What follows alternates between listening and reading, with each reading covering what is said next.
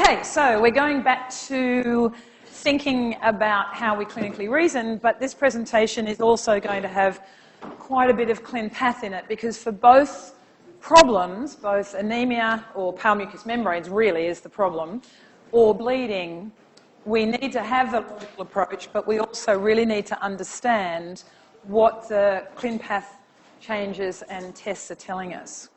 So I've got no declaration of interest. So identifying the problem and system, it's kind of a bit funny with, I know we're going to talk about anemia for most of the time, but really what we're seeing is pale mucous membranes. I mean, that's the problem. It might be that the animal presents collapsed, or it might be that they're weak, but on our physical examination, we determine that this animal has got pale mucous membranes. And so define the problem actually also rolls into define the system for this particular problem, because what we want to know is, does this animal have pale mucous membranes because it's got decreased peripheral perfusion, or does this animal have anemia? And it's a really, really crucial leading question. So do we have an animal that's got some form of issue with its cardiovascular system, or do we have an animal that's got some form of issue with its red blood cells? And we say, well, why is this a leading question? And as I said this morning, there's no point having a leading question or a system definition question if the answer doesn't really help you. So when we talked about weight loss, or when we talked about anorexia actually, and said, well, yeah, it's all driven by the CNS, and the system question is a primary CNS or secondary, but that's not really very helpful because they're all pretty much all secondary. But here, it is really, really important because it takes us on a completely different journey. Because if you look at the problem of pale mucous membranes, one option, if there's poor peripheral perfusion, is that we're going to have a patient that's in heart failure, that's in shock, got dehydration, or if they're anemic, we've got a patient that either has bled, has hemolyzed, or has bone marrow failure. And so they're completely different options and completely different outcomes. Now, it's not hard to sort out, so measuring the PCV is pretty easy, but it's really important that we recognise that.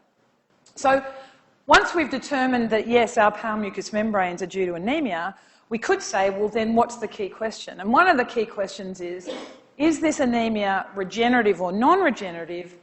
Or if it's very acute, that might not be a key question. So if it's a very acute onset of clinical signs associated with anemia, then it may be that there hasn't been time for regeneration to be seen. So we're going to be wanting to know, though, what is this anemia about?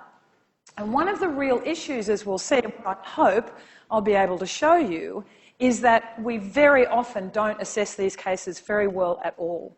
And it's got worse and worse because more and more testing is done in-house, and so some really crucial aspects of how we assess the anemic patient is being lost. So, yes, we need to assess regeneration. If we're making a judgment about regeneration, we need to recognise that it takes about 2 to 4 days for a full marrow response. So as soon as an animal becomes anemic, the bone marrow is stimulated to produce new red blood cells. But that takes up to 2 to 4 days to have a really full-on response. But you'll see evidence of regeneration before that. So it's not that you don't see signs of regeneration, it's just not fully functional for 2 to 4 days. And when we're looking at anemia, so one of the things, we all look at the hematocrit, so the PCV or the hematocrit, and go, oh yes, it's anemic. But there are those other numbers on the report which are important. And as I said yesterday, a little bit of a tendency to not look at the numbers and just look at what the clinical pathologist has said. But actually those numbers can be helpful. Some of them aren't. But the one that's really helpful, or can be really helpful, is the one that tells you about size. And the one that tells you about size is the MCV, the mean corpuscular volume. Because if the animal is microcytic, if they have small red blood cells, then you're really looking at either iron deficiency or a portocabal shunt. Now, portocabal shunt's the complexity of why they have microcytosis is quite complex and around iron and copper metabolism, but it's quite a common clin path finding in animals that have congenital portocabal shunts, something like 55% of them. They're not anemic, usually, but they are microcytic. And sometimes it can be that little footprint, that little clue, when you've got an animal that's just not right, that there's something going on. So looking at the MCV is important. Or they can have, what's more common, would be macrocytosis, so having big red blood cells. Now, probably the most common would be regeneration, because young red blood cells are bigger than old red blood cells. So if you have a regenerative anemia, then you're going to have, and if it's really regenerative, you may have an average size of red blood cells that's much bigger. There are some breed effects and occasionally an FELV, but the most common would be, that we see, would be because you've got a regenerative anemia. So the first lesson is look at some of the numbers, not just the PCV. The one that can be confusing, however, is the red blood cell count, because that tends to be a derivative number, and so I tend to not particularly look at that, but look at the PCV.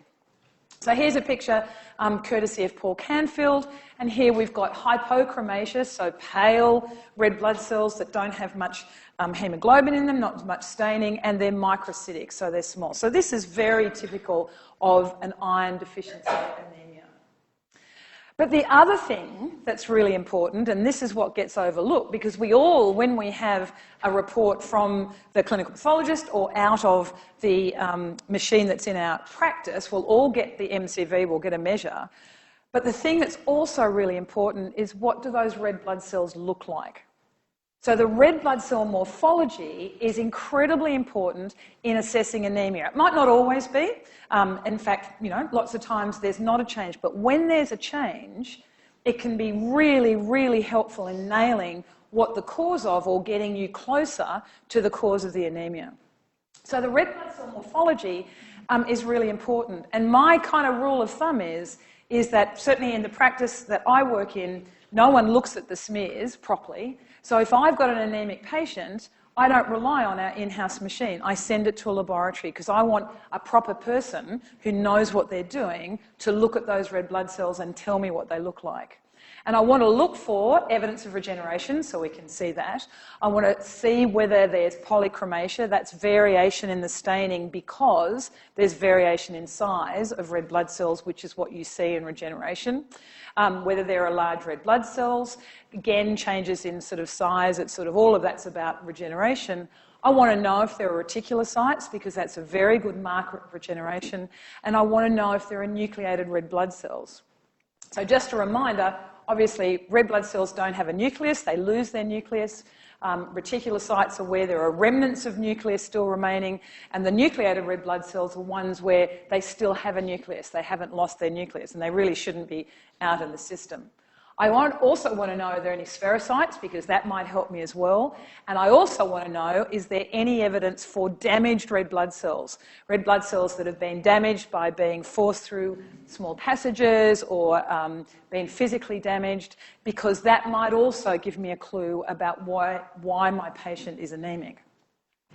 Also, Heinz bodies can be there when I'm looking at sort of toxicity and toxicity causing anemia. So it's all really, really helpful. So polychromasia, here's a picture of polychromasia from Paul, and we've got sort of variation in sort of staining because of the differences in sizes. And here we've got dog reticulocytes, so there's sort of fragments left within the red blood cell. The reticulocytes, that is a really good marker of regeneration, and it sort of depends on, there's sort of a few things we need to be aware of them. One of them depends on how, and I'm going to ask you a question. I thought I'd better try this Me Too thing, seeing everyone's doing it, so I'm about to ask you a question. But one is that they sometimes are presented as corrected reticulocytes, and sometimes they're presented as an absolute count. So here's my polling thing. So press enter to start polling, okay? Practicing with this, so I'll press enter. So my lab report, so when you get a report from your laboratory, your reticulocyte count, is it reported as a percentage, is it reported as an absolute count, or you've got absolutely no idea? So now we're opening it, and it's working, yay. I actually don't know how to stop this thing. Do I just press enter again, do you think? Okay, if you get both, just do just say an absolute.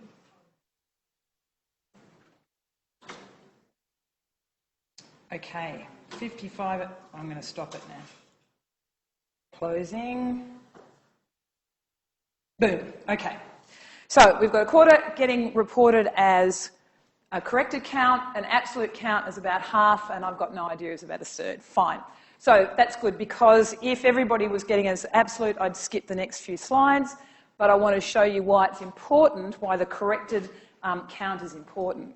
So when you look at why does the reticulocyte count need to be corrected for, and what is it being corrected for? And what it's being corrected for is the degree of anemia.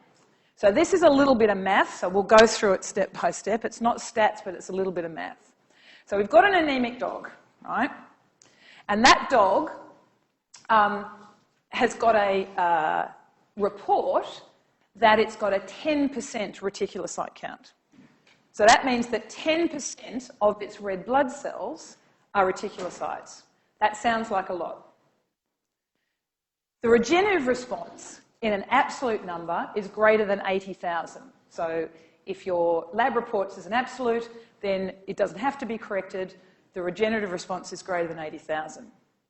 So if you've got a dog that has a red blood cell count of about 2 by 10 to the 12th, so they've got a PCV of 15, so they're significantly anemic, 10% of those cells is 200,000, so that is a regenerative response, but it's corrected.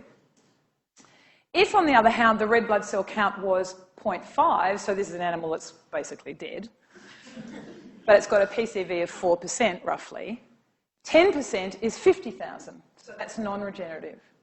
So the correction of the reticulocytes is important for you to be able to determine whether, for this particular animal with this degree of anemia, whether the response really is regenerative. So to correct the reticulocyte, if you are... Now, the lab should do it for you, so, but it's also important to understand why they're doing it. So to correct the reticulocyte, it's really pretty straightforward. You basically just take your reticulocyte uncorrected percentage, multiply it by your patient's PCV, and divide it by the species PCV. So let's say you use 40% for a dog, 37% for a cat. And in regeneration, the percentage is higher for dogs, so above about 1%. For cats, it's above 0.4% indicates regeneration. So let's look at, and as I said, absolute counts don't need reset. So let's have a look at an example. So here's this doggy, and his reticulocyte count was reported as 3, and his patient, he had a PCV of 10. So he's severely anemic. His species PCV is 40, and when we look at his reticulocyte count as corrected, it's 0.75, so less than 1%. So even though it looks like he's got 3% reticulocytes, there really aren't enough in him to say, yep, that's a good regenerative response. If we take this kitty cat and say, right, same thing, reticulocyte count of 3%, same PCV of 10%, divided by the species PCV, in this cat it's got a 0.8%, and for a cat, that's regenerative. So your lab should correct them, so you shouldn't have to do that, but if it happened to be, I think it's always good to know, well, what does it mean if it's corrected? The other thing about reticulocytes, and it relates more to cats, is that there are different types. So there are what are called aggregate and punctate. So if you are looking at smears, or you've got someone in your practice who is looking at smears, then knowing this is important as well. So with cats, they're a bit weird, as usual. So they tend to have 2 types of reticulocyte, the punctate ones, where there's just little spots all over the place, or the aggregate. The punctate form are more mature, they indicate past regeneration, and they're never included in the reticulocyte count. Whereas the aggregate form is the measure of regeneration. So if you have someone in your practice or you yourself are looking at slides, then it's important to recognise that for cats as well. The other ones that are interesting are the nucleated red blood cells. So these are the young guys. So these are the ones where they still have their nucleus. It hasn't even broken down to be a reticulocyte. It means that they're much less flexible, because the whole point about losing, one of the points about losing the nucleus is to make those erythrocytes really flexible and able to get through all those small places. And if you're sort of a cytological idiot like I am, you could easily look at them and think that they were mononuclear white blood cells, but they're not. So the nucleated red blood cells, or normoblasts as they're called, when they're there, they can be really quite useful. So again, knowing that they're there is important. Because they're so immature, there should never be more of them than there are reticulocytes. And in fact, they really shouldn't be there. They're not supposed to be there. They're supposed to still be in the marrow. And the problem is, that makes life very difficult, is that whereas reticulocytes are reported as a percentage of red blood cells, nucleated red blood cells are reported per 100 white blood cells. Who knows why? I suppose because they're easy to count that way. So you can't really compare them directly. So the idea, well, have I got too many nucleated red blood cells for my reticulocyte count? You're comparing sort of things that have been counted in two different ways.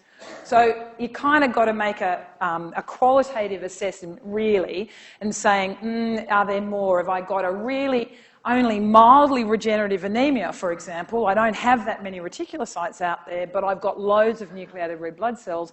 That's wrong, because all the rules in hematology are that there should be more mature cells than the immature cells.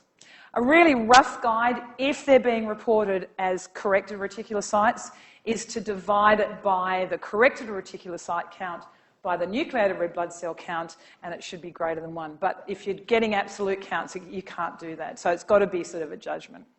So if we see them, what do they mean? So we can divide it into two situations. One is where it's entirely appropriate that there are nucleated red blood cells there. Absolutely fine for them to be there. It's not a problem. And that's usually when you've got a really intense regenerative anemia. You've got loads of reticulocytes, you've got a significant anemia, loads of reticulocytes, the nucleated red blood cells are out there as well, and that's fine. That's going to happen if we have acute blood loss, or it might happen when we've got hemolysis. There will always, in that situation, be a significant reticulocytosis. So if there's loads of reticulocytes and there's nucleated red blood cells, you go, fine, that's pretty much okay. Where it becomes more interesting is when you have what's called an inappropriate normoblastemia. And this is where you have disproportionately more nucleated red blood cells than you would expect for that reticulocyte count. So it might be the reticulocyte count is absolutely normal, so it's not above the sort of reference range, and you're going, well, how come I've got nucleated red blood cells? They shouldn't be there. That's kind of wrong. And if we look at the reasons for it, there are a number, and one of them is peracute anemia. And I'll give you an explanation in a minute, which maybe will work for you or not work. So this is my explanation.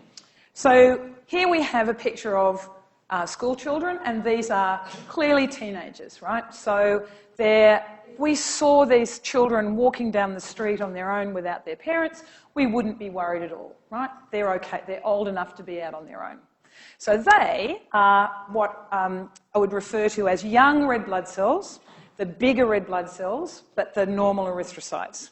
So they're fine, they're in the circulation, not a problem. Then we've got these guys. And these guys, they're of an age probably late primary school. So depending on where you are, you might also not be concerned seeing them walk down the street on their own. I gave this lecture in South Africa last year, and they went, no way would they ever be on their own. I said, right, okay. In my town, in the UK, it's okay for that age to be walking down the street on their own. So they're the reticulocytes, okay? So we don't see loads of them on their own, but, you know, it's okay to see some of them. And then these little tackers, they shouldn't be on their own at all. They shouldn't be out in the streets on their own. They should have their mummy and daddies with them. So they're the nucleated red blood cells, and they've rushed out the gate.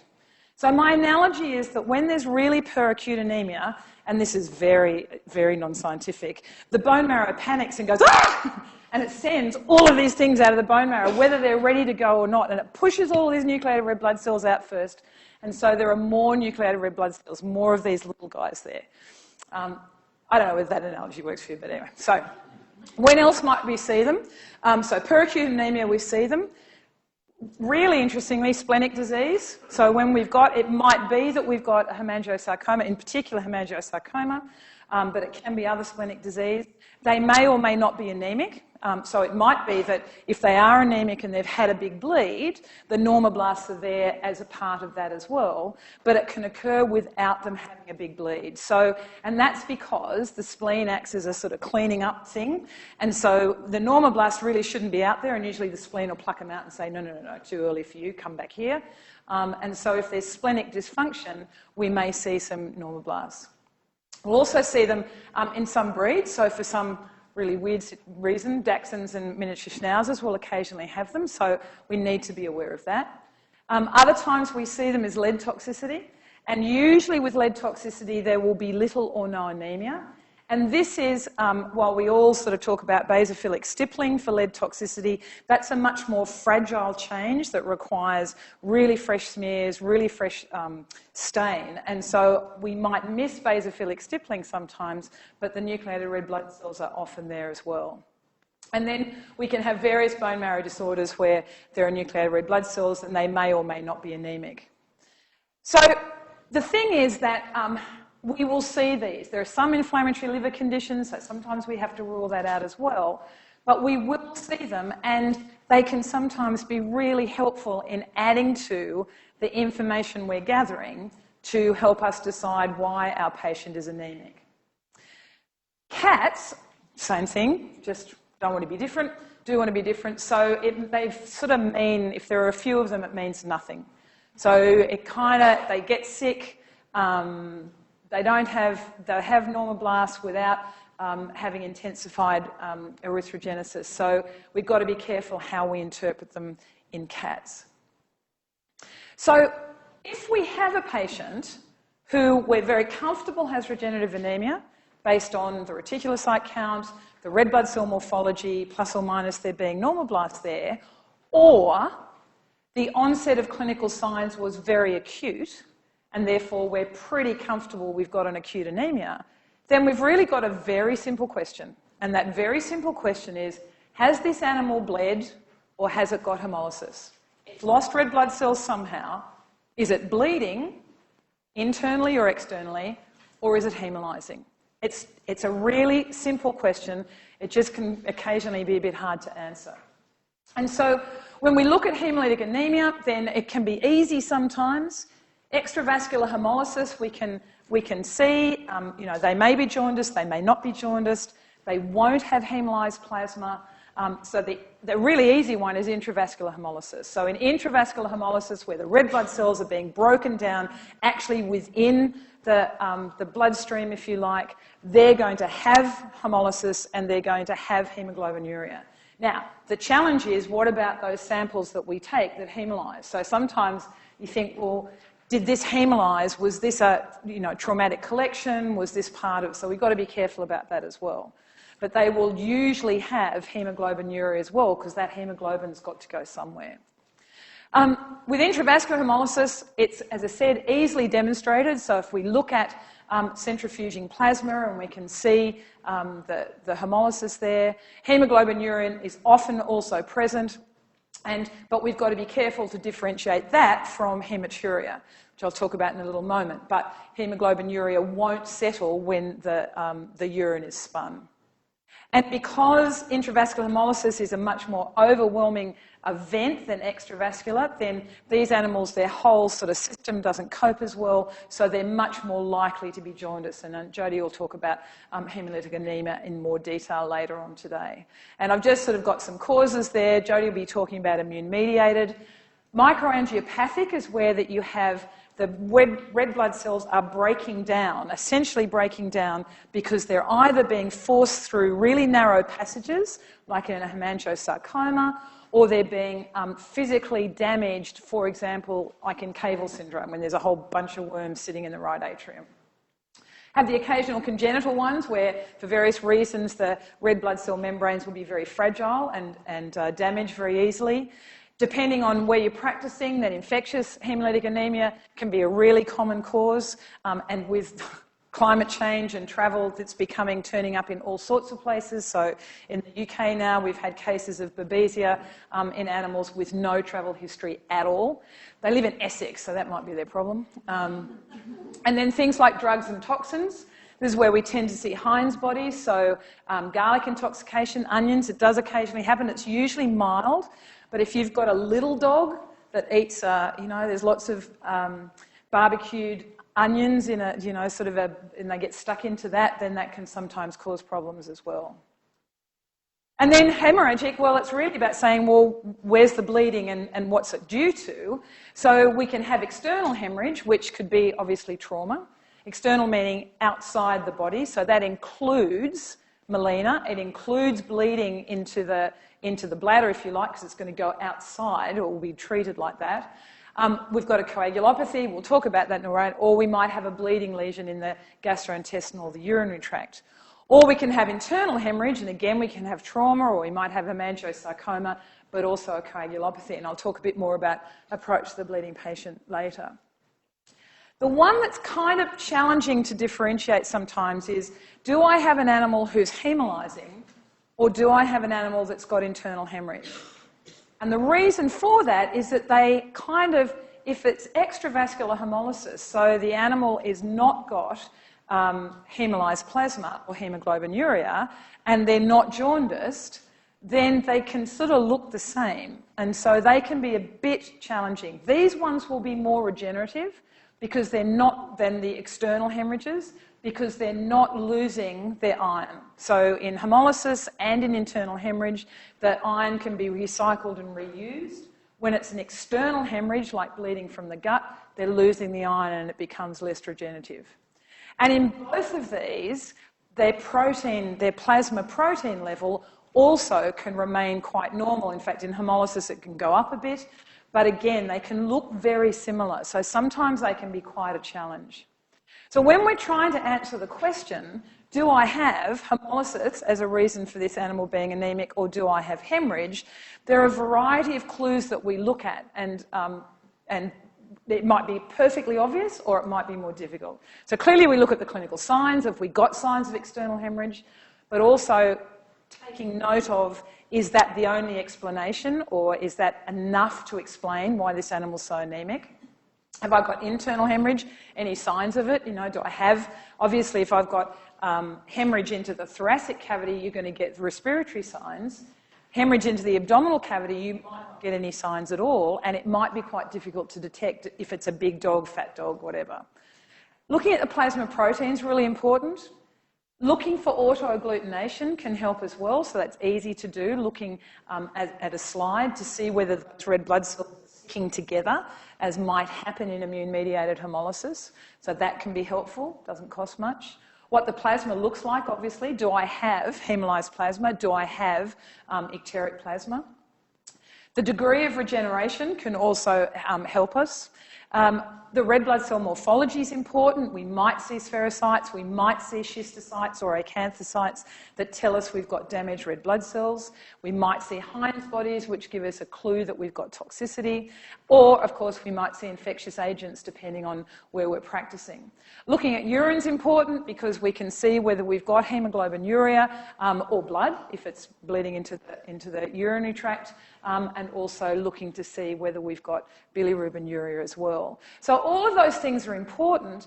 The plasma protein is really important because it can sometimes be very helpful. So when we have acute hemorrhage, usually the plasma protein will be decreased. It might not be below the reference range, but it will be decreased more than we would expect because they're losing red blood cells and they're losing plasma, so they're losing protein.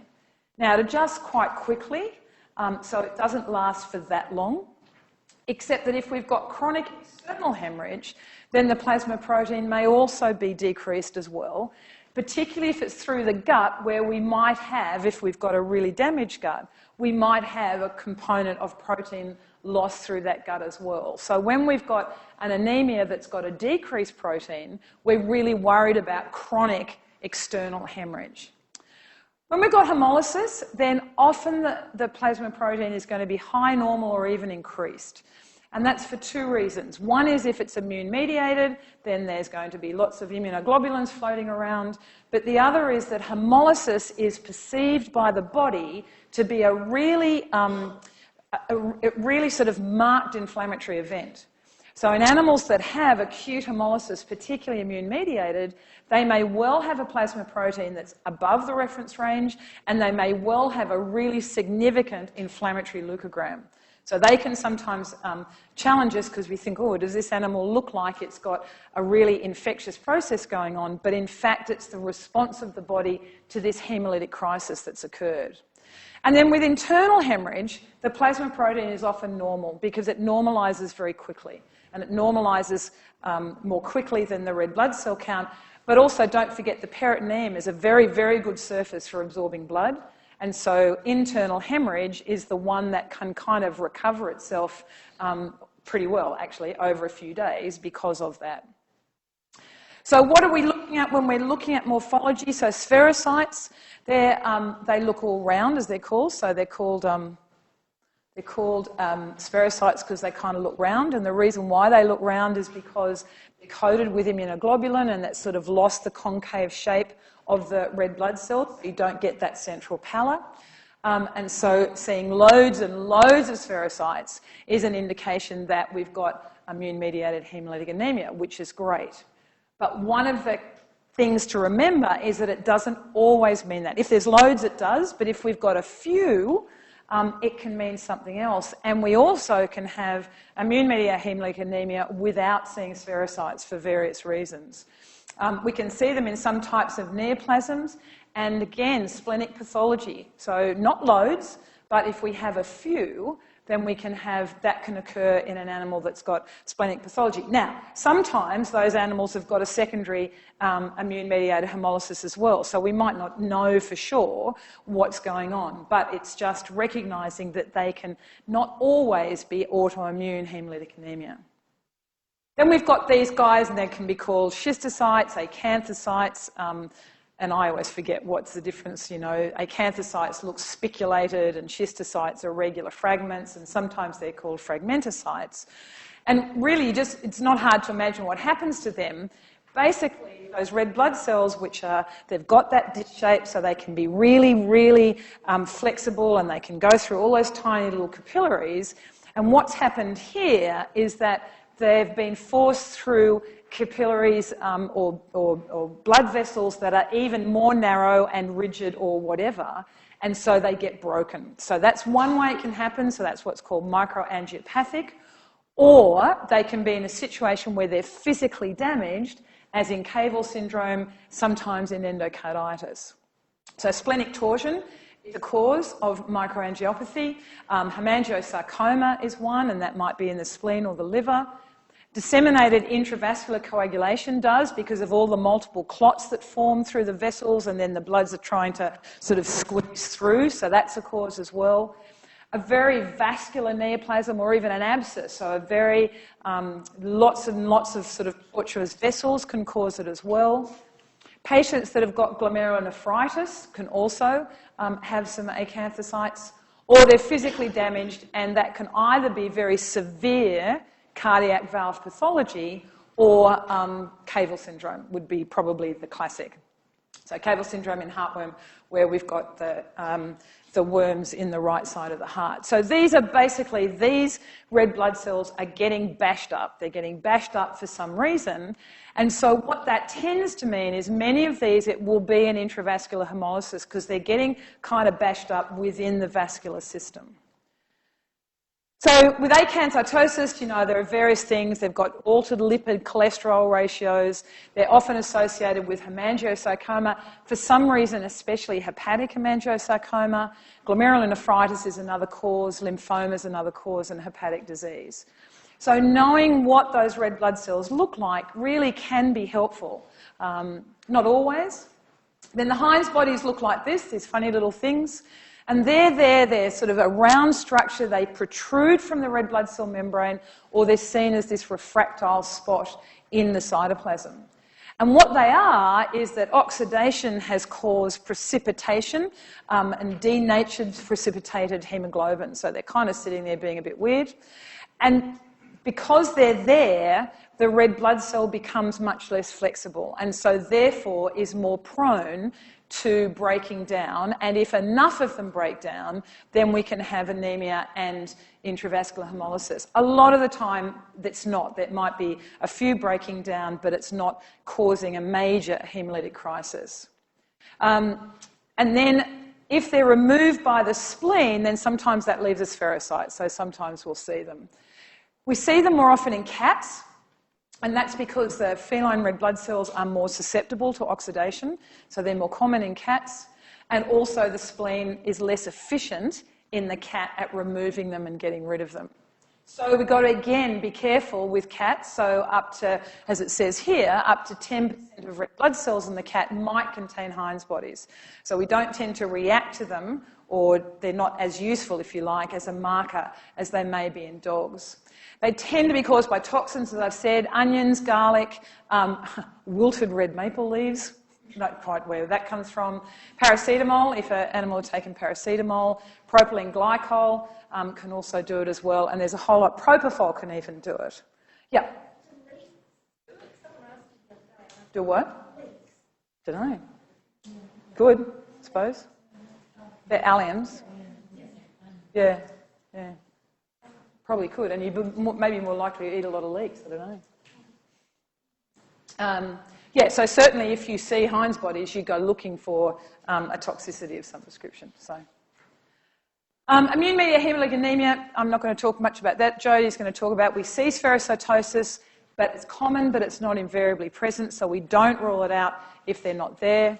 Other causes of small numbers, as we said, splenic pathology, for example.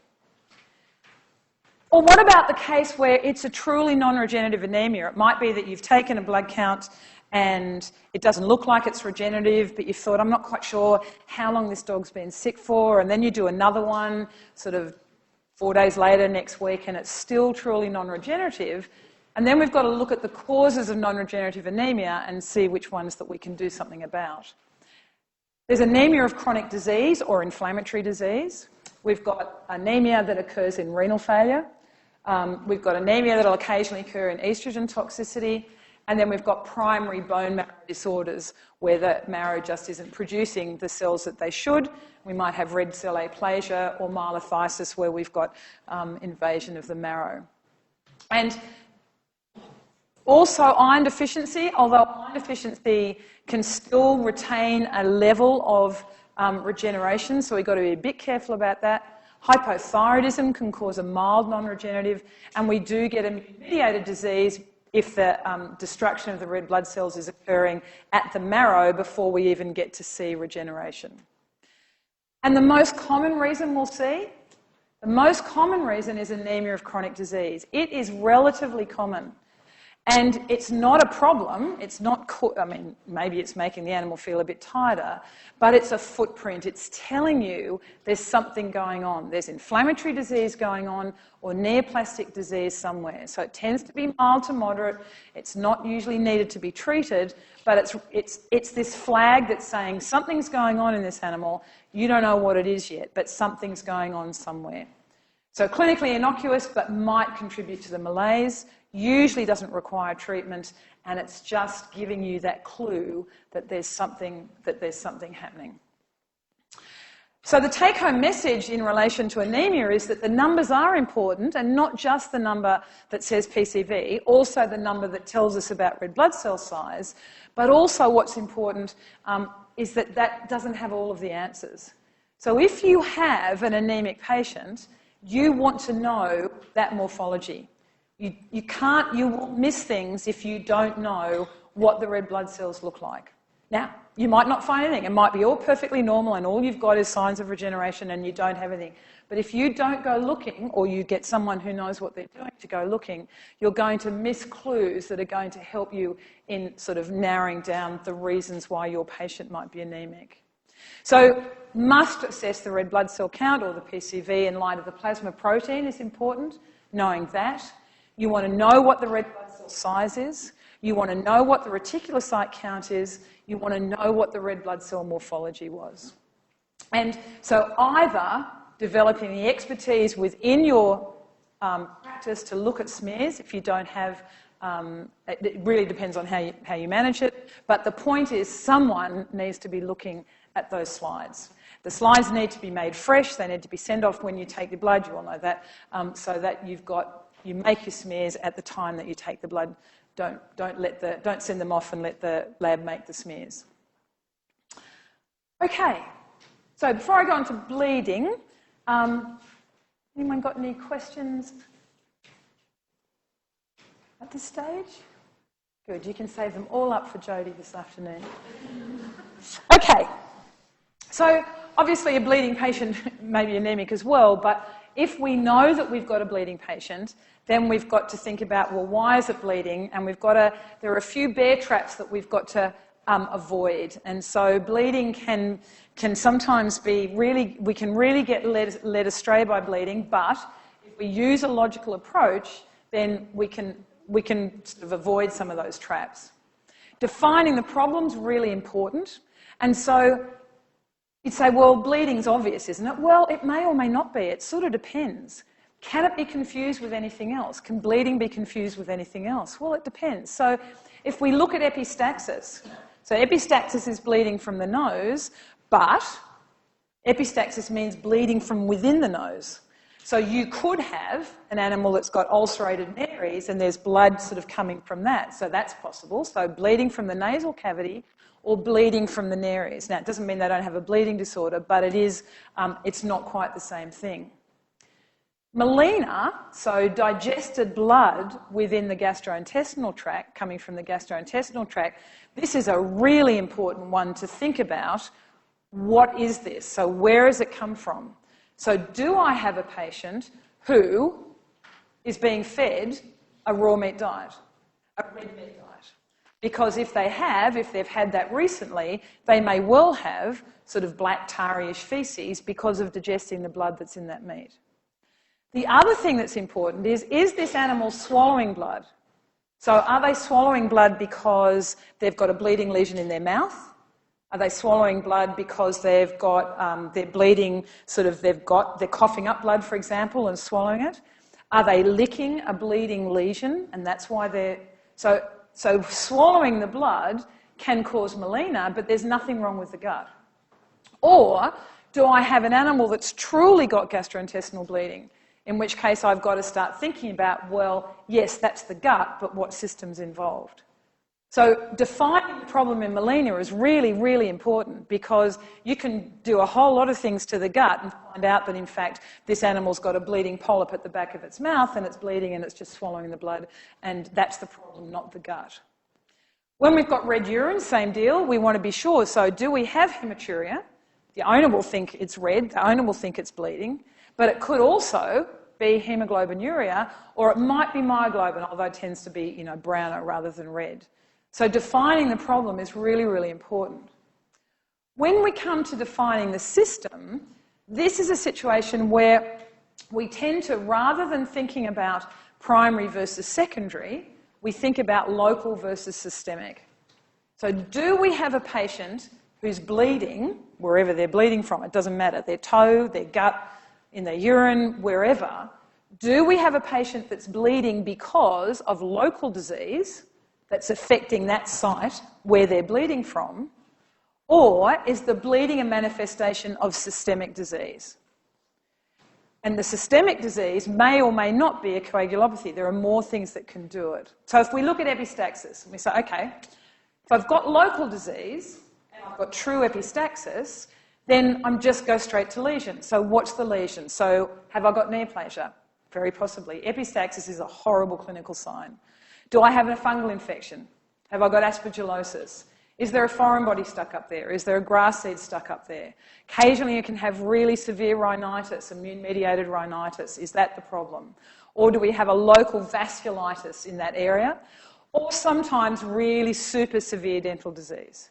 So local disease, really important, and we're going to use diagnostic tests that's going to help us sort that out. And then sometimes we have idiopathic. Or we've got a patient that's got systemic disease and they're bleeding because they've got a coagulopathy. Do they have thrombocytopenia? Do they have a clotting factor deficiency? Yeah. What is It can, not so, it can, and so it will come up here, hypertension, yep. So hypertension can, and of course in bleeding racehorses, that's pulmonary hypertension is the reason why it happens. So hypertension can as well, not so common. Polycythemia can, which because if they've got really high numbers of red blood cells, they've got really sort of increased viscosity of that blood, and the fragile vessels in the nose can be damaged by that sludgy blood that's going through. So polycythemia can do it as well, as can hyperviscosity due to really high protein levels. If we've got a patient, for example, that's got multiple myeloma. Occasionally we'll have systemic vasculitis that can cause it as well. So you can see that the causes are totally different, and how we're going to assess them is going to be totally different as well. And you can also imagine that if you decided that you were sure that you had local disease, and so you wanted to stick a rhinoscope up this dog's nose, and it turned out to have a coagulopathy, then life would not be very pleasant after that particular procedure. So we go looking for clues to help us. So it might be, on physical examination, thinking about whether it's unilateral or bilateral. Now, just because it's unilateral doesn't mean it's local, and just because it's bilateral doesn't mean it's systemic. But if it truly is unilateral and persistently unilateral and never ever the other side, then it may be more likely to be local. If there's anything mixed in with the nasal discharge, so if it's more of a kind of sanguinous, purulent discharge, then it's more likely to be local, because if it's systemic, it's just blood. Whereas if there's inflammation up there, either from neoplasia, from a fungal infection, from a foreign body, we may well get other things involved as well. We may well get a secondary bacterial rhinitis. Is there any sign of a nasal deformity? So is there anything that you can see that makes this face look abnormal? Is there any nasal deformity that might indicate that we are dealing with, usually, a neoplastic disease? Ulceration of the nares. We can see that, for example, in fungal disease. So is that there as well? Is that giving us?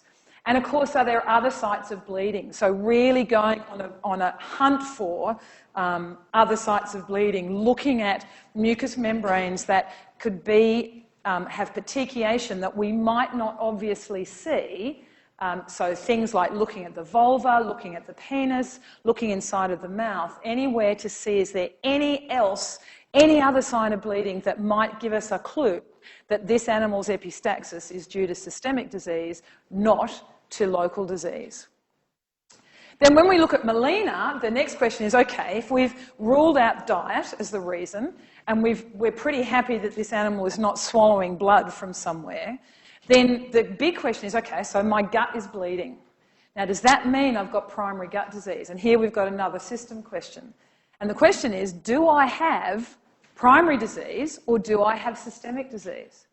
And I need to think about systemic disease, and that may be a coagulopathy. So I can have melena with a coagulopathy very easily, but I could also have systemic vasculitis, uncommon, but can occur. Now, you could also, I'll go to local now and then say there's different, it depends on how you want to think about this, but if we talk about local disease, and we've got a bleeding gastrointestinal lesion, there's something wrong, this gut has ulcerated, this gut is damaged, we're still going to ask the question, is it a primary gut disease? So is it that we've got neoplasia? Is it we've got an infection of some sort? Is it that we've got parasites? Is there a foreign body? Or do I have secondary GI disease? I've got ulceration, yes, but the reason for the ulceration is not to do with the gut, it's due to other diseases. So things like a mast cell tumour anywhere because of release of histamine. Liver disease, for reasons we don't know about, will cause gastric ulceration. Kidney disease will, uremia will, and of course drugs will.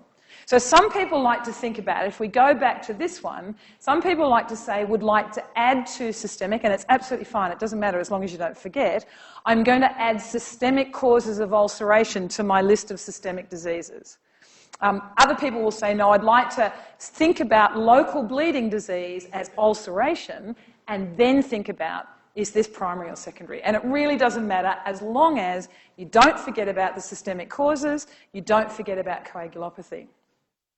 So if we look at hematuria, it's a very similar thing. So if we say, yeah, I've definitely got hematuria, it's not that hemoglobinuria, it's not myoglobinuria, I've definitely got hematuria, then again we ask the question, is it local or systemic disease? Now, because probably the bladder is more protected than the gut, it is more likely, in fact much more likely, when we have hematuria, we're going to have local disease. It's going to be a problem within the urinary tract.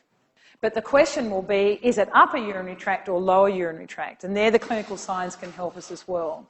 So if we think about the location, so this is a problem where location, defining the location, does become important. So we think about, well, have I got upper renal disease? Have I got a problem in the kidney or the ureter? Or have I got a problem in the bladder or the urethra or the prostate if it's a male dog? If the patient also has dysuria and plaquuria, that almost always confirms that you've got lower urinary tract disease. So from the clinical signs the animal presents with, if they present with red urine and you determine that it's blood, and they also have dysuria and plaquuria, you have defined the problem as hematuria, you've defined the system as the renal system, you've defined the location as the lower urinary tract, and now you just got to worry about what the lesion is. So the accompanying signs, whereas if you've got an animal that's got red urine with no other clinical signs, then it is more likely that it's coming further up the urinary tract, up into the kidney. So you've defined problem and location. So and then we think, well, okay, hematuria, define the lesion. We've got local causes like bacterial cystitis in cats and dogs. Remember that in cats, unless they're older than 10 years, if they're younger than 10 years, bacterial cystitis is incredibly uncommon, less than 1% of cases, whereas in dogs it's relatively common. Urinary calculi we know can be there in dogs. In Thai dogs we can have prostatitis. We've got idiopathic cystitis, or whatever the name we want to call it. Occasionally polyps. Bladder neoplasia is definitely there. Transitional cell carcinomas are relatively common. Neoplasia of the renal pelvis can certainly be, and then occasionally this sort of idiopathic renal hemorrhage stuff. Occasionally we can also have vascular anomalies up in that renal area that can cause bleeding as well. So that's all about sort of defining the problem and defining the location where it's appropriate and thinking about system. But the mantra is, whenever there's bleeding, is do I have local disease or systemic disease? Whether it's a bruise, whether it's a bleeding toe, whether it's melena, whether it's hematuria, whether it's epistaxis, whether it's bleeding around the gums, do I have local disease or systemic disease? And remembering that if it is a coagulopathy and you don't recognise that, then you could easily make things very, very bad by going hunting for local disease and therefore creating more damage and more bleeding. So if we're at the point saying, okay, I'm concerned about this animal, I think it's got a bleeding disorder, like it is not appropriately clotting its blood, what's going on, then if we think about why an animal might bleed, they're going to have either an abnormality in the vessel wall, which could be pure trauma, or the vessel wall itself is damaged by vasculitis, or we can have a problem where we have reduced number of platelets, so thrombocytopenia, or we can have a problem where their platelet numbers are fine, but they're not functioning as they should, so that there's a dysfunction of the platelets, or we've got a defect in the coagulation cascade. And the different causes of bleeding, so when we have a patient who's got a bleeding lesion in the mouth that's not stopping, or they've got epistaxis, or they've got melena, or they're bruising, or whatever they're doing, we need to try and work out, well, what's gone wrong in the sort of the normal system that stops animals bleeding. So understanding what normally happens is really important to understand, well, what goes wrong and how can I test for it? And so this is a picture of what happens if a vessel is damaged. So when a vessel's damaged up the top there, sort of three things happen. We've got the reflex vasoconstriction, so the vessel constricts to try and close that hole. We've got, because of the damage, you've got collagen exposure, so that one in the middle. And then also because of the damage, you've got release of thromboplastin. And it's all designed to try to stop that bleeding, and it will do so if it possibly can. And then as you can see, they kind of all start to, so we've got the vasoconstriction, it becomes sustained, and that helps with the primary platelet plug. We've got the collagen exposure, von Willebrand's factor comes in, we've got platelets adhering, we've got the intrinsic cascade gets kicked off, we've got thrombin formation, that comes in, we've got platelet release and activation, the platelets aggregate, so then we've got that, and then we've got the tissue thromboplastin with the extrinsic cascade, fibrinogen kicks in, fibrinogen gets reinforced, and now we've got a definitive platelet plug. So we might have bleeding because there's just been a load of damage it's not possible for this system to fix, so when we've got really bad trauma. Or we might have a problem where we don't have enough platelets. So there's not enough platelets. Or we might have a problem where there are enough platelets, but they're not doing all this stuff. They're not doing their function well. So there's not enough von Willebrand's factor, or there's something wrong with what they're doing, so they're not aggregating properly. Or we might have a problem where we've got a coagulation defect that's involving either the intrinsic and or extrinsic. So it depends on where the problem is. But basically, that's what happens when to try and plug a hole, a bleeding hole. And then here's it's what's called the classical coagulation cascade, and no one needs to walk around knowing this, but it just helps to kind of recognise that the factors are there. And there are two things that happen. We've got the intrinsic, we've got the extrinsic, which is factor 7, and then we've got the common pathway. And this becomes important, and so you sit down and muddle it through in your head and read about it when you're starting to get some complex bleeding disorders and you're trying to work out what's going on. And obviously the most common bleeding disorder we see is going to be something like rat bait that's going to affect all of this, essentially, all of the coagulation cascade. The other thing that happens, though, is that clotting is really important, but it's also really important that the body doesn't overclot, that clots dissolve when they should dissolve, and so we can have a situation where, in some illnesses, we can have overclotting, not underclotting, if you like. So prostaglandins, like prostacyclin, are very important, synthesized by healthy endothelium. And what prostacyclin does, it restricts the clot to the site of injury. So it helps contain that clot to where it's supposed to be. Non-steroidals will inhibit that, and it's a COX-2-driven prostacyclin, so it can be affected by the selective non-steroidals. Antithrombin 3 plays a really important role as well. And what it does is it inhibits thrombin action. Now, why does it matter? And it inhibits the clotting factors. It matters, or the time we need to worry about it, is when it gets lost in urine. So this is what, with antithrombin 3, its activity gets accelerated by heparin. So when we give heparin to stop clotting, it's working on antithrombin 3. But the other thing that's important is that if we have a disease where they lose antithrombin 3, because it's a molecule, so in glomerular disease, we can have that's the reason why those patients who have protein-losing nephropathies have got a tendency to thromboembolism. So when we're managing patients with protein-losing nephropathy, we will tend to add in aspirin, for example, to try to reduce the chance that these patients are going to overclot. What else? Protein C is important, so that happens as well. It inactivates the factors. And then the clots have to break down. So it's really important that the fibrin is broken down. The fibrin that forms this clot is broken down. And this is called fibrinolysis.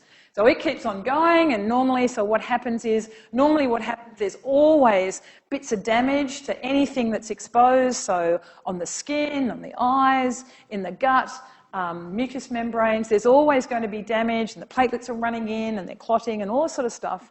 But those clots, once the wound is repaired, they have to decrease as well. So the fibrinolysis is really important as well. And so it gets triggered by the plasmin that's generated in that clot, but then if we can have problems where we've got excessive fibrinolysis as well. And that happens in disseminated intravascular coagulation. So in this disorder, we've got this sort of weird situation where you've got overclotting, consumption of clotting factors, bleeding, so you've got thromboembolism and bleeding, so it's very strange.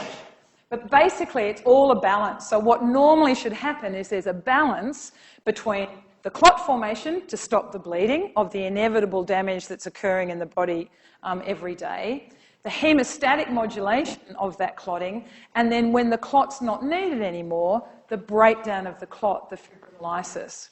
So if we've got impaired coagulation, we'll have a bleeding patient. And if we've got decreased hemostatic modulation and fibrinolysis, we'll have a patient who is prone to thromboemboly. So it's all in this sort of balancing situation. So clinical signs. If we've got reduced platelet numbers or reduced platelet function, or both, which we can have, then we'll tend to get bleeding from mucosal surfaces. Because as that initial diagram showed, what the platelets are there for is to stop that initial bleeding. They're there to just plug those holes. And it's the mucosal surfaces that are constantly being exposed to physical damage. You know, when we clean out, everything that we do, there's always going to be some physical damage. So the platelets are on patrol all the time to keep on plugging those surfaces. So when we have platelet deficiency, or we have platelet dysfunction, we're likely to see changes in the mucosal surface, and we're likely to see petechiation, so little holes that haven't been filled, so petechial hemorrhages on mucosal surfaces. When we've got clotting factor deficiencies, the platelets are okay, so they're doing their little bit and filling up those little holes, but if there's more trauma than would be expected, or sometimes not necessarily expected, but if it's a bigger hole, if you like, then the clot can't form its definitive clot. So with clotting factor deficiencies, we tend to see deeper tissue and body cavity hemorrhages. Not always. I mean, I know that we can, so with rat bait toxicity, we can see bleeding around the mouth, but the mouth is very traumatised. If you think about it, the mouth is always being traumatised. So the ability to form proper clots in the mouth becomes an issue. But, we see pulmonary hemorrhages, we might see abdominal hemorrhages, we might in this situation see bladder hemorrhages, we may see in animals who have congenital factor deficiencies can have joint hemorrhages just from the general movement of joint. And in people, and I think in dogs as well, people who are haemophiliac, one of the kind of side consequences is they get awful arthritis because they have these bleeds into their joints that then damage the joint and then they get the arthritis. So if we look at causes and the common ones, so immune-mediated thrombocytopenia is going to be relatively common. Kind of going to depend on where you're practicing. Here in Sydney, that would be more common, but infectious causes could be really common. On Willebrand's disease, depending on the breed. Drug-induced platelet dysfunction, so for example, the older non-steroidals. Rodenticide poisoning of the sort of coumarin type, not the cholecalciferol type. And then in infectious areas, in endemic areas, infectious thrombocytopenia would go right to the top. So infectious thrombocytopenia and infectious hemolytic anemia in places like Northern Australia, in Asia, in parts of the US, in parts of Europe, in South Africa, are really, really important. Now, listening to Jackie's talk about Angela Strongyrus, when she said Angela Strongyrus, I thought, oh gosh, it's in Australia. So I don't think it is here. In the UK and Europe, this is French lungworm, so not rat lungworm. And the rat lungworm sounds absolutely horrible. French lungworm is pretty bad as well. It's increasing because of climate change. It too is carried by snails, and it's a biggie in the UK and in some other areas where you do have to protect against it with moxidectin milbemycin. Some less common causes, so there's just pictures of ones that are relatively common. Less common causes would be inherited platelet dysfunction. They do occur, and there are various breeds. You can look up various breeds that have inherited platelet dysfunctions. Inherited coagulation factor deficiencies can occur as well. DIC can occur. I mean, we're more likely to see there also, that's a whole story in itself, but that can also be a serious complication of various diseases, including hemolytic anemia. Malabsorption of vitamin K, so because I mentioned this morning about the fat-soluble vitamins are important, vitamin K is a fat-soluble vitamin.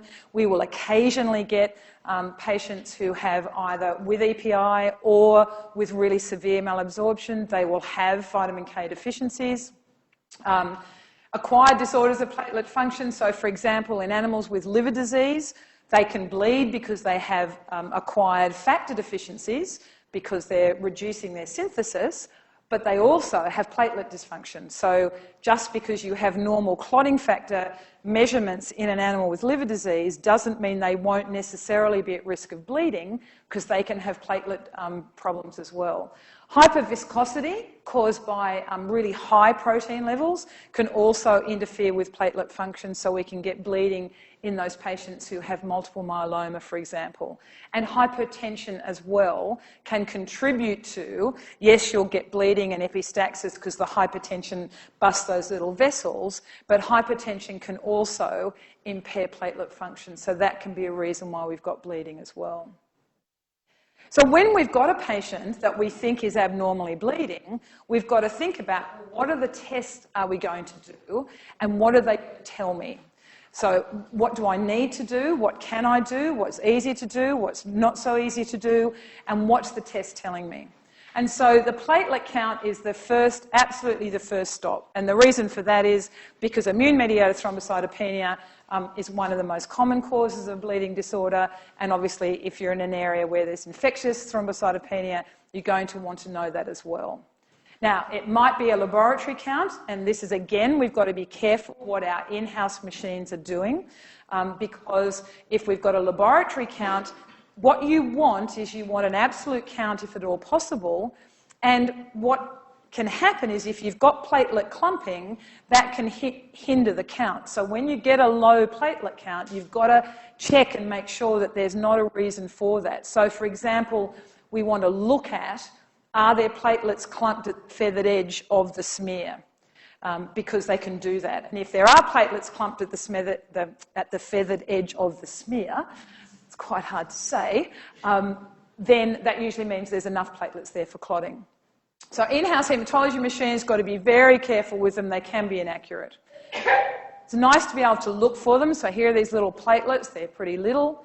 And if you do a fresh blood smear, you can get an estimate as long as you don't have loads of clumps at the feathered edge. So getting a rough estimate would be normally you'd see about 8 to 15 platelets per high-powered field, about 50 at a count of 50, which is just on the threshold when spontaneous bleeding can start to occur, maybe a bit lower than that, you might see 3 to 4. So once you get below that, once you get below, you can't find more than 3 to 4, then you're sort of looking to see whether you've got thrombocytopenia. But that feathered edge is really important. And if they're clumping at the feathered edge, there's usually enough to clot. Then there's not a problem. So thrombocytopenia, again, just thinking logically about it, why would an animal not have enough platelets? Well, one reason could be that they're not being produced. So we've got a bone marrow disorder. Or drugs like estrogen, for example. The second is that they're being consumed, being chewed up, and the thing that chews them up is DIC. So in DIC, there's excessive clot formation and it's chewing up all those platelets. The third is where you've got excessive destruction, and that would be when you've got immune-mediated thrombocytopenia, be that primary or secondary. And then infectious can be a variety of causes, but we kind of put them together. So things like Ehrlichia, Babesia, Angiostrongylus, Visorum, not that rat one, whatever its name was, and Anaplasma, again, depending on the area one is practicing. A misconception about platelet numbers is that, yes, when you have an animal that's bleeding, and if it's had a big bleed, they will lose platelets. You just got to do the numbers. If you've got an animal that's lost a load of its blood, in that blood are going to be red blood cells, again, it's going to be protein, and there's going to be platelets. But those platelet numbers will never decrease to a point where you will get spontaneous bleeding, well, hardly ever, and certainly with the owner alive. Because if you do the math, so the reference range for platelets is between 200 and 400. So if you even take it at the bottom of the reference range, so an animal's got a platelet count of 200, they lose half their blood volume, so they go from a PCV of 40 to 20, their platelet count is going to roughly halve, so it's going to get to 100,000. They lose 3/4 of their blood volume, so now they're really sick, so now they've got a PCV of 10, their platelet count is going to be around 50,000. And spontaneous hemorrhage doesn't occur until we get down below 30,000. So we've just got to be very careful not to dismiss a low platelet count on the basis that we've got a patient that's bleeding. And that's quite common for people to do that. So spontaneous hemorrhage usually only occurs if the platelet count is 30,000 or less, and it would be very difficult for an animal to still be alive having lost that much blood to get to that point. So usually they'll be dead anyway. If we think about platelet function, so this is sort of just taking a bit out of that diagram we showed, showing that when we've got blood vessel injury, and the subendothelial collagen gets exposed and von Willebrand's factor kicks in and we've got other things that happen, then we've got the platelet adhesion and then we have release and it releases vasoactive substances and does stuff, and then we've got aggregation, which particularly, for example, with thromboxane. And so platelet function defects can be important. Von Willebrand's disease, depending on the breed. Certain drugs, so non-steroidals can do it. Systemic disorders like uremia will affect platelet function. As I said, liver disease will affect platelet function. So we can have bleeding in these situations because pancreatitis can affect platelet function as well. And then anything that really upsets the protein, so when dysproteinemia, so really high protein levels. So when we think about diagnosing bleeding disorders, then what can we use? Well, one of the things we can do for platelet function is buccal bleeding time. This is not a test for platelet deficiency. So you only do a buccal bleeding time if you have a patient who you believe may have a platelet dysfunction, not a platelet deficiency. Because if they've got no platelets, they're going to have an extended buccal bleeding time. It's not going to tell you anything interesting at all. So it's very crude, but then platelet function, it's really hard to, I mean, they're quite sophisticated tests and expensive. And so if you've got a patient that you want to screen for von Willebrand's disease and you haven't got time to send off for von Willebrand's factor, this is what you do.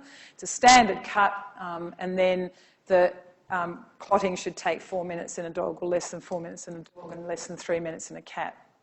What else? Another crude measure of platelet function is clot retraction. So if you take your blood sample and then you just let it sit in the tube, what should normally happen is that the platelets release their stuff and then the clot should form. And the clot should form and the clot should retract as well. And so what should happen is that by about 4 to 6 hours after you've taken the blood, the clot should separate from the serum and contract to about 50% of the original volume. So that's another crude measure of platelet function if you're worried about platelet function in an animal. Von Willebrand's factor, you can measure. It's in citrated plasma. You freeze it in plastic tubes after immediate separation from the red blood cells, so that can be measured as well. And remember that in von Willebrand's disease, usually other coagulation tests will be normal, including platelet numbers, so they don't have other abnormal coagulation tests. And then if we look at coagulation factor defects, so we've got the hereditary ones. They're not common, but they happen. So we've got haemophilia A, which is factor 8. We've got haemophilia B, which is factor 9. We've got factor 7 deficiency, although it doesn't usually cause clinical signs. Sue Bennett tells me that in Australia, for haemophilia B, it's schnauzers and occasional beagles have it, but all breeds can get it as well. We know German shepherds have an increase of haemophilia A. Cats can get it as well, so it's there. Probably what we see more often, though, is the acquired multiple factor deficiencies. So DIC, as we've said, liver disease, if it's really bad liver disease and it's lost the ability to produce clotting factors, and then anything that involves vitamin K. And the things that involve vitamin K, one is, of course, the most common will be warfarin or rodenticide toxicity. As I said, malabsorption of vitamin K because of severe gut disease or EPI. Liver disease because the liver is really important in activating the vitamin K dependent factors. And we have in Australia, did have, whether they've bred it out or not, a coagulopathy, a multi-site coagulopathy in Devon Rex cats. And this is just a little diagram that explains what happens with vitamin K and why various things will affect it. So we've got vitamin K coming from the diet, for example, and it goes into this little cycle, and it's a really efficient little cycle, and the vitamin K zips around, and when it gets to this point, when it gets changing from the hydroquinone to the epoxide, what happens is that activates these precursor coagulation proteins, the 2, 7, 9 and 10, that are vitamin K dependent, and it activates them. And as long as this cycle isn't broken, you don't need very much vitamin K. But as soon as the cycle gets broken by rodenticide toxicity or by the multiple factor problem that happens in the Devon Rex cats, which happened here, then you've got this open, if you like, source where you're needing loads and loads of vitamin K because it's not circulating. So diagnosing it, whole blood clotting time is another thing that you can do. Cheap test, crude, but it's giving you, if you're concerned that you've got a clotting factor problem, and what it's doing is saying, okay, if I take a blood sample, it should take about 6 minutes to clot. The problem is you have to use glass test tubes, and they're now getting really hard to find because everything's plastic. So if you can find a glass test tube, that's great, but it's useless if you can't. So when we do the whole blood clotting test, what it's doing is it's checking here. It's doing the intrinsic pathway here, or it will be abnormal in common pathway problems as well. So a whole blood clotting, that's a crude way of testing the intrinsic pathway and the common pathway. If we look at it, it will be abnormal if the platelets are really low. So they do need platelets. So I said normally about 6 minutes. Will increase with defects in the intrinsic and the common pathway, with very severe thrombocytopenia. So you don't do this if you know that you've got thrombocytopenia. What else? So there are now more sort of in-house tests that you can do, or you send it off to the lab. So one of them is using an activated clotting time, so that can be done in-house. It's kind of similar to the whole blood clotting time. It's looking at the same thing. It's more reproducible, and we just got to be careful about the heating.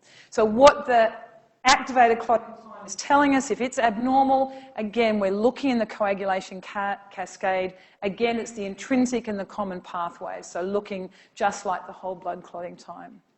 What else? Really important, again, it's not assessing platelet number or function, and so that's really important, but again will be prolonged in severe thrombocytopenia, so you need to know that you don't have severe thrombocytopenia. It's not as sensitive as the activated partial thromboplastin time, which can now be done as a cage-side kit if you have it.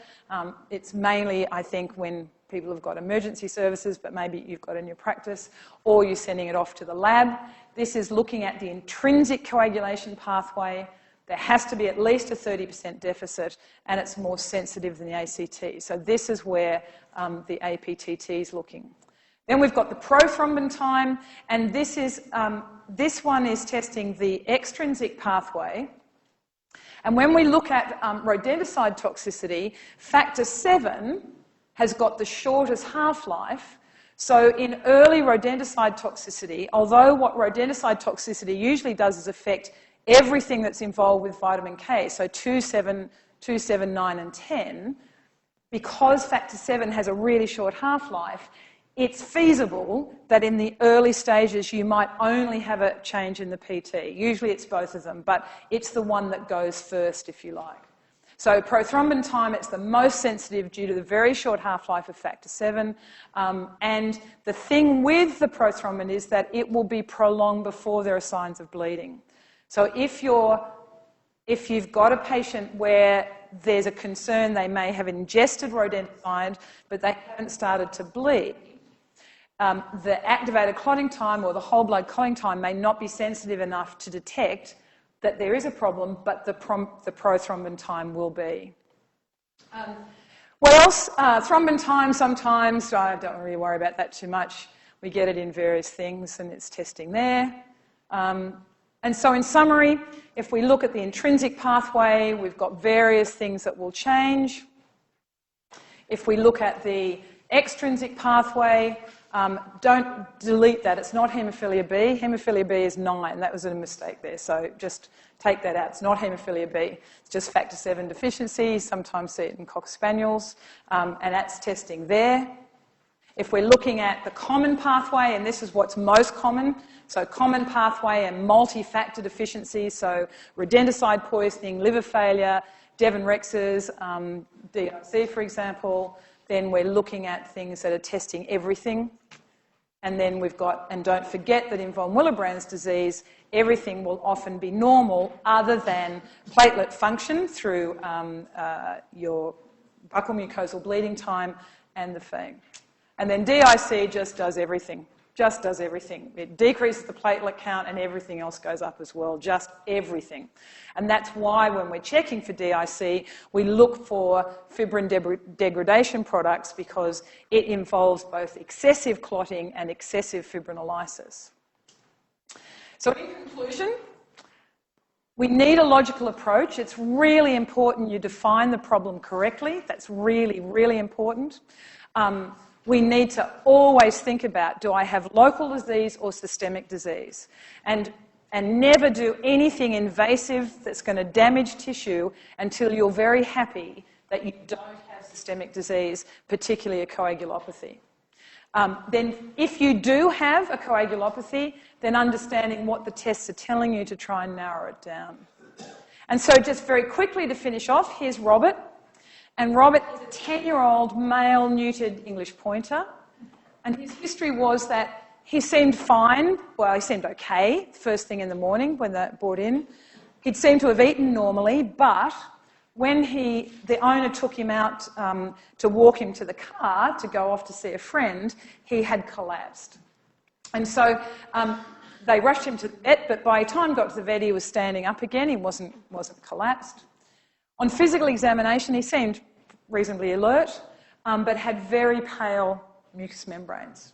His heart rate was 120, the chest auscultation was unremarkable, abdominal palpation was unremarkable, temperature was normal, and a very thorough examination couldn't reveal any sign of petechiation anywhere. So we've got a problem list, and on our problem list we've got pale mucous membranes pretty much. And so we're going to be looking at that. So thinking about problem and system, he had very pale mucous membranes with a very low PCV of 12% and a protein of 66. So kind of, right in the middle of the reference range. So if we look at the blood work that he had, the reticulocyte count showed that when it was corrected, it was above the reference range, so it was mildly regenerative. He also had a mild neutrophilia with lymphopenia and his PCV. So if we assess that, he's got a mild regenerative anemia. He's got a severe anemia that is mildly regenerative. So that's probably a better way of putting it. And what was interesting was they looked at the numbers, so not just the PCV, and the numbers showed that he had his MCV was low. So his MCV was less than 60, or was around 60 or so. And he had a stress leukogram. So I went, okay, so I've got a microcytic anemia. Why can I have a microcytic anemia? What's going to do that? So as we said, microcytic anemia means that you've got two things. Either you've got an iron deficiency, and that's usually because of external blood loss.